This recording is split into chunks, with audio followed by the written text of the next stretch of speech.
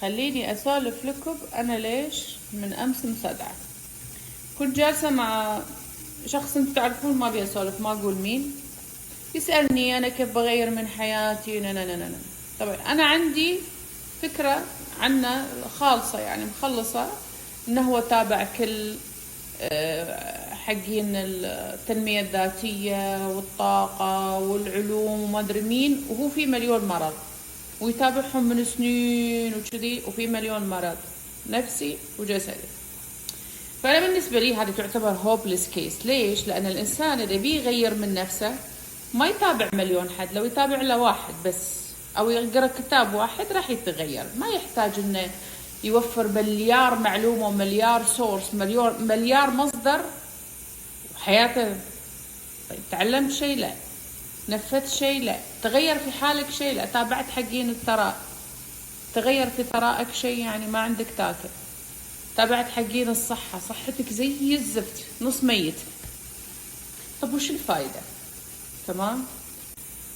فأنا هذيل الناس أكثر شيء يتعبني في الحياة، ياخذ طاقتي، يشفطها، يسحبها من هنا من هنا. أي الله وكيل، هنا من هنا حد يجي كذا يمسكني وياخذ طاقتي، اللي يكون عدو نفسه.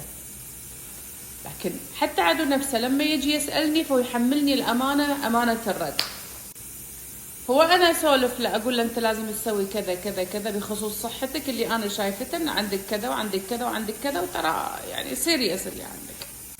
واللي قالوا لك الأطباء عندك مشكلة في الدماغ أنا ماني شايفتها، لأنك تسوق وتسوق سريع وتسوق ما فيك شيء. اللي عنده مشكلة في فصين الدماغ ما يقدر يسوق، لأن السياقة ليفت رايت، وتسوي أشياء ثانية كثير بالليفت والرايت، مش بس تسوق. معناه ما عندك شيء في الدماغ.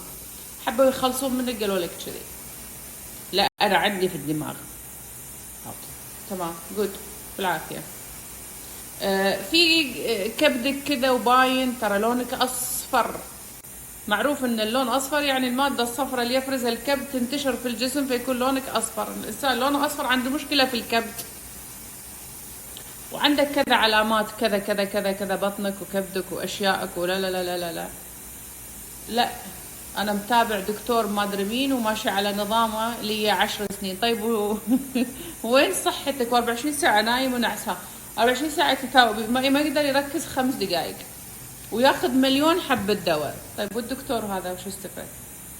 فهمتوا؟ المهم انا وانا كلمة قلت لها سكينة، سكينة جنبي حبيبتي. لا سكينة، فجأة صوتي راح. والله يا صار حصل لي هذه المرة الثالثة في هذا الشهر، وما اعرف شو الرسالة الالهية اني انا اتعرض لناس زي كذا، اعداء انفسهم، واحاول اقنعهم اني اطلعهم. انا ما احاول، هم يجون عندي. يعني انا ما اروح لحد اصلا، انا ما افتح استشارات ولا احب هذا الموضوع لانه يمرضني. حتى لو احمي نفسي قاعدة ومتوضية، كنت في كل مرة بكون سبحان الله متوضية، يعني المفروض ما يجيني شيء. والله العظيم وانا اتكلم معاه فجأة صوتي ابتدى يروح، ابتدى يخشن، صوتي يصير خشن وما اقدر اتنفس. يعني ابتدت هنا مقام الحلق، يسمى في الطب الاسلامي يسمى المقام مقام الحلق، مقام النطق والحلق. زين، ابتدى يتأثر، اللي هي الشاكرا هذه حيل ابتديت اتأثر. بعد دقيقتين ابتديت احس صداع. طنشت انا صايمة،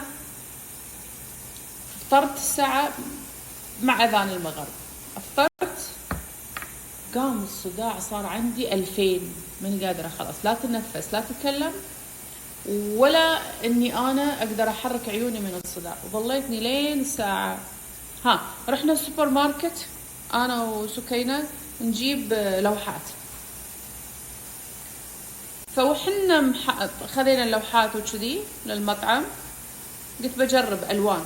زين، حنا طالعين بنحاسب من السوبر ماركت، البنت اللي بتحاسب في السوبر ماركت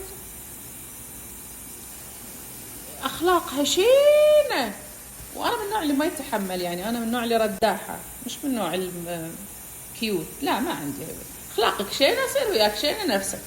زين احطك على راسي، مو زين ادوسك.